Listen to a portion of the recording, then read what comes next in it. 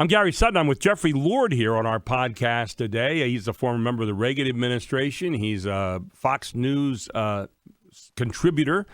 He writes for various kind of places around the country. But more importantly, he's also self-quarantined, at least for one more day. Good morning, Jeff. How are you? I'm just fine. I'm going to go until Sunday. I came home from CPAC on the 29th, Saturday the 29th. Right. And learned to the day, a week later, that I had come into contact with somebody at CPAC who had this, as did a few members of Congress and I guess some others.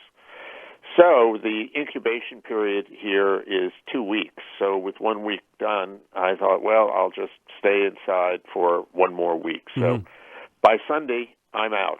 What's that been like for you, just being in quarantine or self-quarantine during that time? Well, frankly, not very different from normal routine. Years ago when I got out of government, I decided to become a writer, which meant I worked at home. Mm-hmm.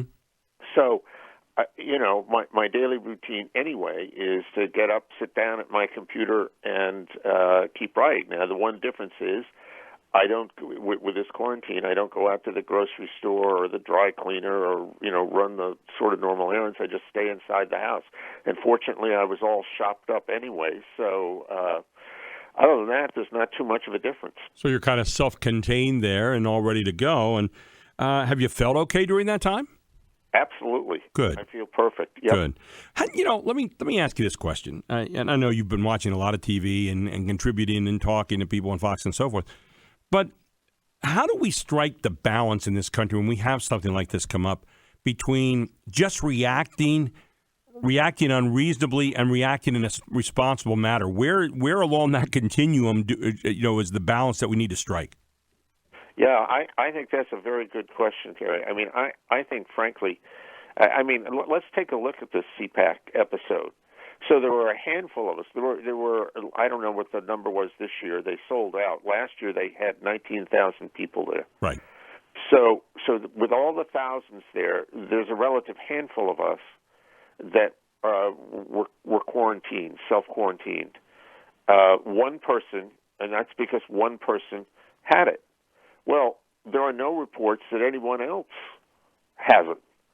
And I sometimes think that we're going a little too far here. I mean, the NBA canceling and Hollywood and all of these things, rallies and all this sort of stuff, I think we were going a little bit too far here.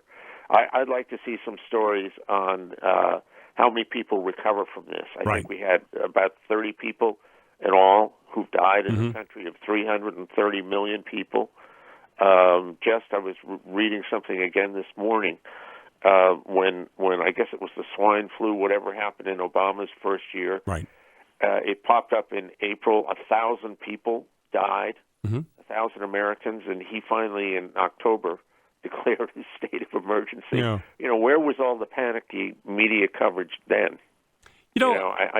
We just go overboard sometimes. Yeah, I agree with you. I wonder, though, in this time, if this doesn't pull us together. I watch people try to make political hay out of this. And you've lived in the political world for a long time. You've lived in the policy world, too. But you've seen politics and its growing effect on good policy in this country. And I wonder to myself, when do we get into the what I think is a despicable, almost obscene habit of looking at a situation, even the coronavirus, and saying, how can I make political hay out of that? Has that something that's been around forever in our country, or is it something relatively new from your particular vision? Gary, that's a good question, and I think personally that it came with the Bork hearings in the Reagan era. And one of the things I noticed, and I was just taking a look at this again the other day, Judge Bork, who was defeated, of course, in this tumultuous Supreme Court. And also gave us a new verb in our lexicon, but go ahead. Yeah. Right, exactly. He went on to write a book called The Tempting of America, in which he talked about the politicization of everything, and that it was infecting academia, Hollywood, business, on and on and on and on. And he says what it does, it gets in there, and then the primary task of whatever it is infected ceases, and it all becomes about the politics of, in this case, the American left. I think that's what's going on here. and I think it needs to stop.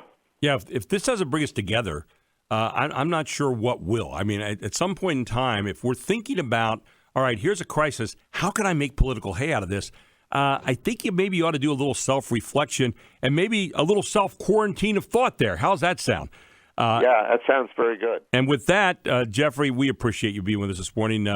Safe finalization of your self-quarantine here, and we look forward to never having you quarantine in terms of your opinion on our show. We appreciate it. Thank you so much. All right.